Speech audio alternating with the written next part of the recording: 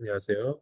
11-12일 갈라디아서 2장 11절부터 14절, 사도행전 15장 36절에서 16장까지 말씀 함께 읽도록 하겠습니다. 갈라디아서 2장 11절입니다. 게바가 안디옥에 이르렀을 때에 책망받을 일이 있기로 내가 그를 대면하여 책망하였노라.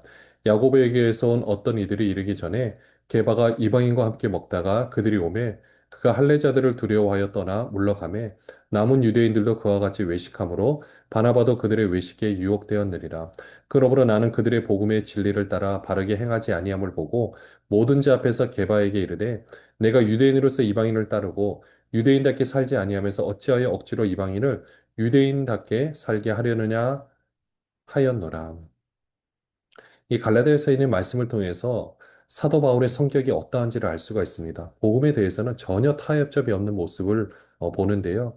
여기서 이 게바는 베드로를 말하고 있죠. 베드로는 그래도 예루살렘 교회에서는 굉장히 유명한 지도자고 모든 사람들이 존경하는 사람이었습니다. 근데 안디옥에 이르렀다. 지금 이 수리 안디옥 교회에 한번 이렇게 오게 된 거죠. 그러니까 예루살렘 총회 이후에 언제인지 모르겠지만은 이렇게 한번 오게 되었는데 이게 왔을 때 어떤 일이 있었냐면요. 그 당시에 지금 예루살렘 교회 지도자는 야고보인데 그 야고보는요, 유대인들이 봐도 존경하는 사람이었습니다. 왜냐하면 유대인들처럼 율법도 철저하게 잘 지켰고요. 그러면서 또 믿음도 있었기 때문에 또 기도도 많이 하는 사람이라고 하죠. 그러다 보니 어쨌든 베드로의 입장에서는 그 야고보를 생각을 안 할 수는 없었는데요. 지금 베드로가 지금 여기서 이방인들과 함께 그러니까 바나바와 또 이방인들 지도자들과 함께 지금 식사를 하고 있는 거죠. 그러니까 식사를 하고 있는데 그러니까 야고보에서 어떤 이들이 온다는 얘기를 들은 거예요. 온다는 얘기를 들으니까 그냥 식사하고 거기서 같이 먹으면 되는데 혹시라도 좀 뭐 흠까지는 아니지만 그래도 뭔가 좀 견제하는 부분들이 있었는지 이런 부분이 있으니까 어떻게 해요? 먹다가 그냥 확 나가버린 거예요. 그럼 어떻게 돼요? 그 모임의 주최자가 바나바 같은데 바나바도 함께 따라가야 되거든요. 어쩔 수 없이. 손님으로 베드로가 왔는데 갑자기 나가버리면 어떻게 합니까? 그렇게 해서 같이 나가니까 그걸 가지고 외식했다라고 13절에 되어 있고요. 그러니까 남은 유대인도 그와 같이 외식하고 바나바도 그들의 외식에 유혹되었다. 네.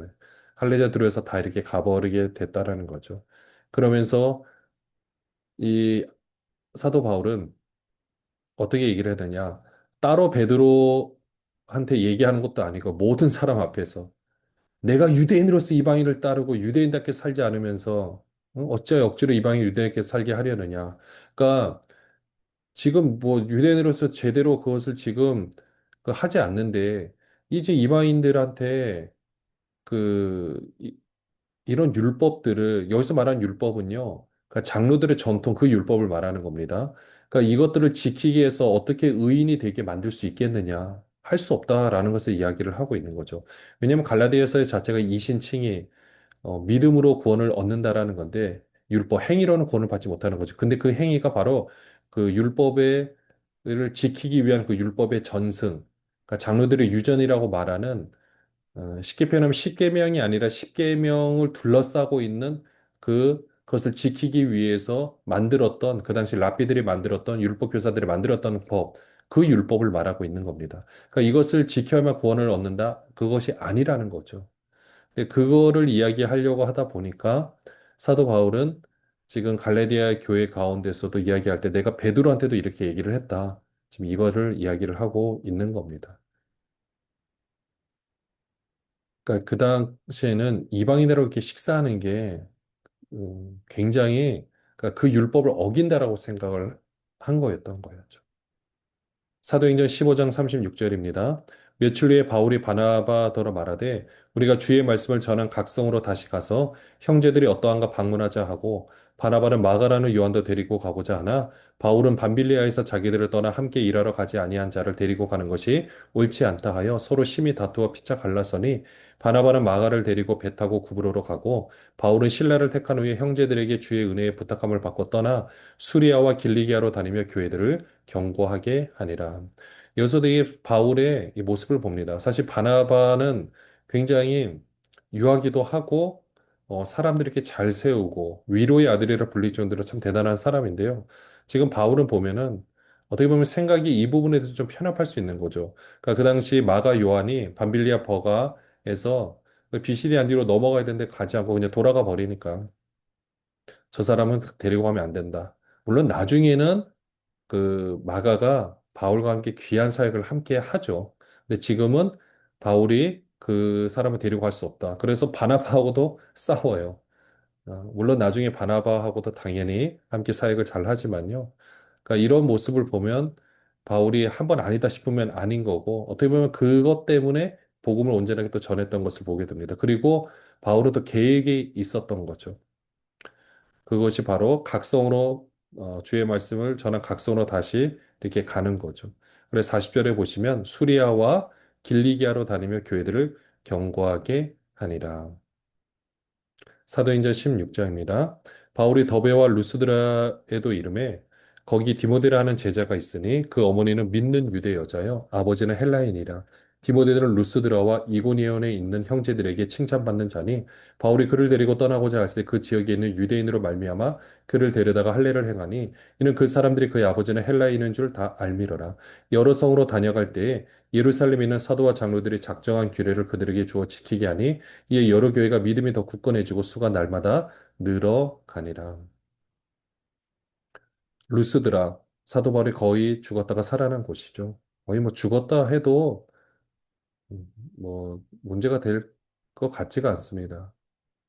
어쨌든 그렇게 해서 있었던 그 사도 바울이 누구를 받느냐? 디모데를 만나게 되죠. 그 어머니 모습을 보니 어, 아버지는 헬라인이긴 해요. 근데 이 어머니의 신앙을 보니까 와 이거는 이 한번 나중에 귀한 생을 함께 할 수 있겠다라고 생각을 했던 거죠. 이 어머니 그 윤희계였는데 이걸 통해서 디모데가 이제 합류를 하게 되고요. 헬라인이 아버지가 헬라인이다 보니까 결국 이제 할례는 받게 합니다. 그렇게 해서 4절에 보시면 여러 성으로 이제 다녀갈 때 예루살렘에 있는 사도와 장로들이 작정한 규례, 예루살렘 총회 공문서죠. 이걸 통해서 지키게 하니까 교회가 믿음이 더 굳건해지고 수가 날마다 늘어가게 됩니다. 6절부터 보시면은요, 성령이 아시아에서 말씀을 전하지 못하게 하시거늘 그들이 부르기아와 갈라디아 땅으로 다녀가 무시 앞에 이르러 비두니아로 가고자 했으되 예수의 영이 허락하지 아니하시는지라. 무시아를 지나 드로아로 내려갔는데 밤에 환상이 바울에게 보이니 마게도냐 사람 하나가 서서 그에게 청하여 이르되 마게도냐로 건너와서 우리를 도우라 하거늘 바울이 그 환상을 보았을 때 우리가 곧 마게도냐로 떠나기를 힘쓰니 이는 하나님이 저 사람들에게 복음을 전하라고 우리를 부르신 줄로 인정함이러라. 사도 바울이 환상을 보게 됩니다. 먼저는 사도 바울은 가고 싶었던 곳이 있었죠. 이 아시아 쪽. 원래 최종 목적지가 이제 아시아의 에베소이기도 했었는데 이 아시아 쪽으로 가려 하니까 말씀 전하지 못하게 하니까 그 위쪽에 부르기아 갈라디아 땅으로 가려 하니까 그것도 무시 앞에 비두니로 가려 하는데 예수의 영, 성령께서 허락하지 않는 거예요.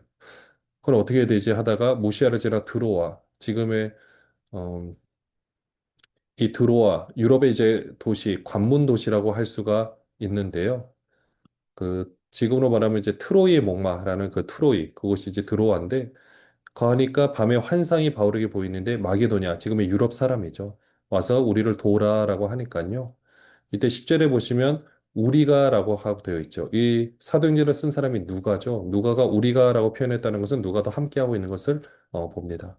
그렇게 해서 이제 하나님께서 우리를 부르신 줄로 인정함이러라. 누가는 직업이 의사인데 아마 빌립보, 그 로마의 계획 도시인 빌립보에서 개업한 의사지 않을까라고 생각을 합니다. 11절에 보시면은요, 우리가 드로아에서 배로 떠나 사모드레가로 직행하여 이튿날 네아폴리로 가고 거기서 빌립보에 이르니 이는 마게도냐 지방의 첫 성이요 또 로마의 식민지라.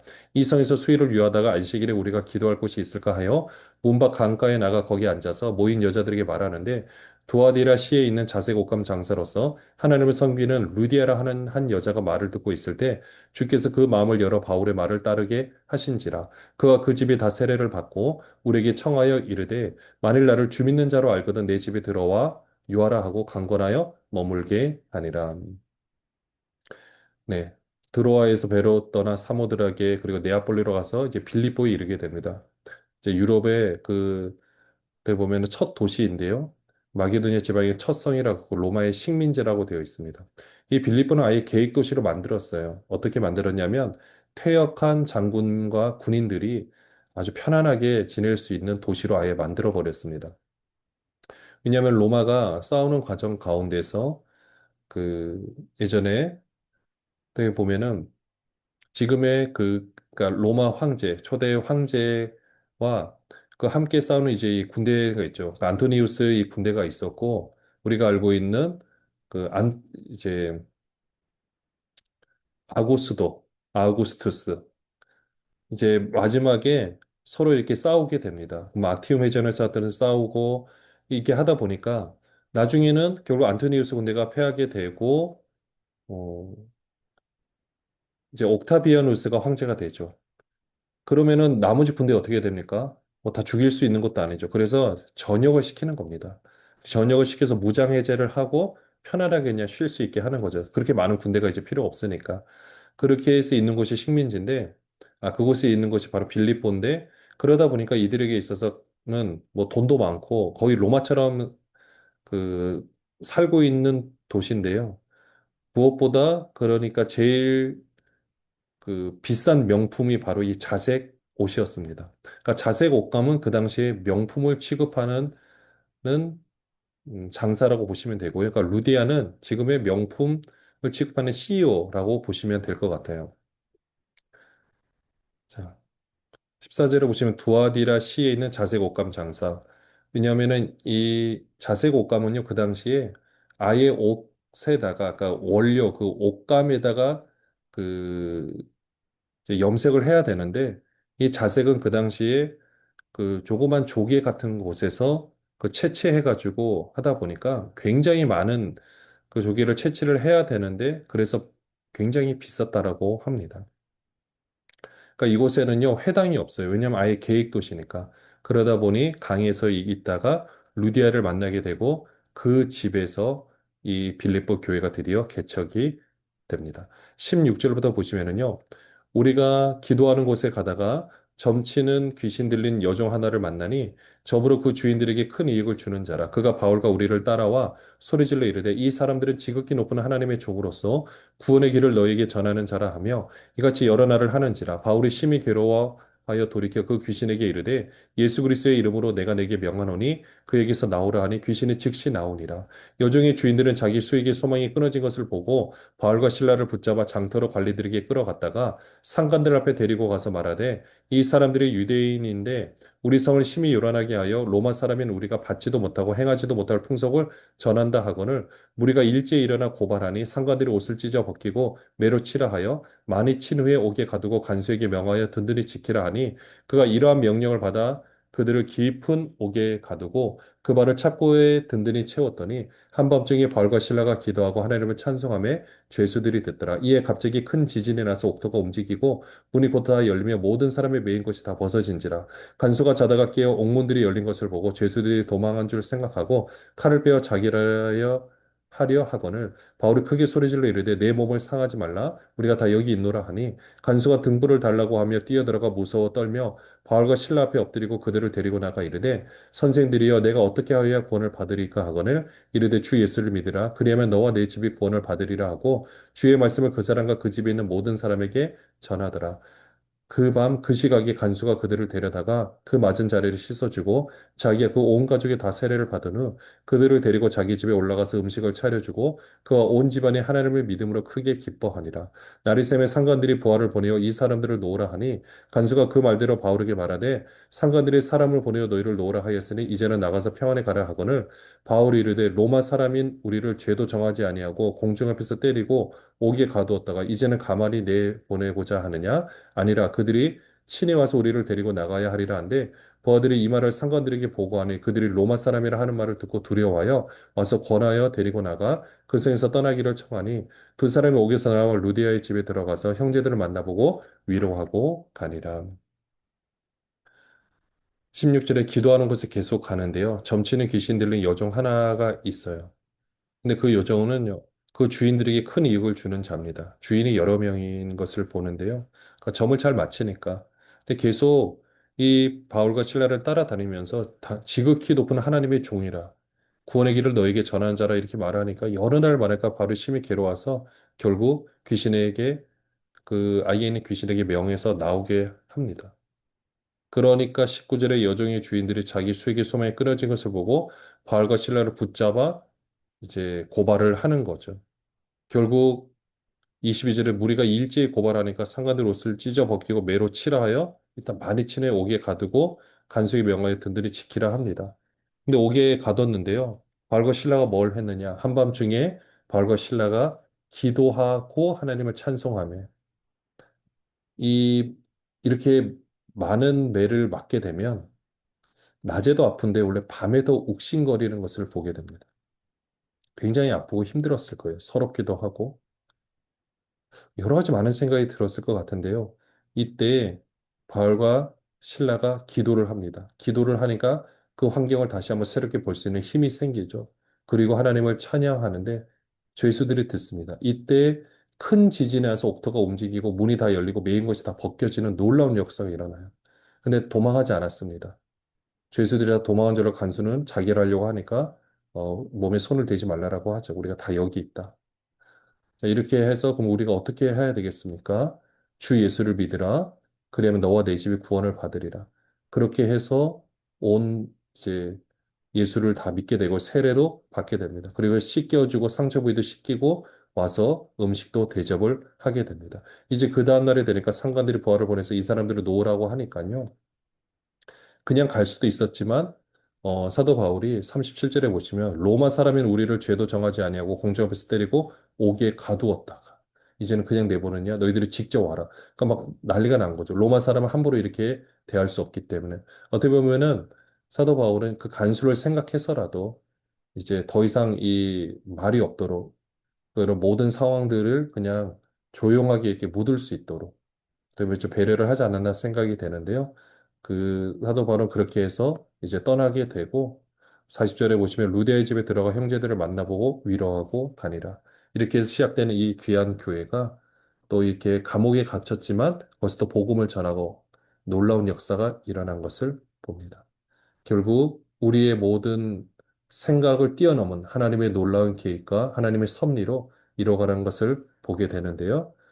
오늘 이 놀라운 역사, 우리 삶 가운데도 계속해서 일어나는 줄로 믿습니다. 기도하겠습니다. 하나님 아버지, 오늘 우리를 이렇게 아름답게 써 주시옵소서.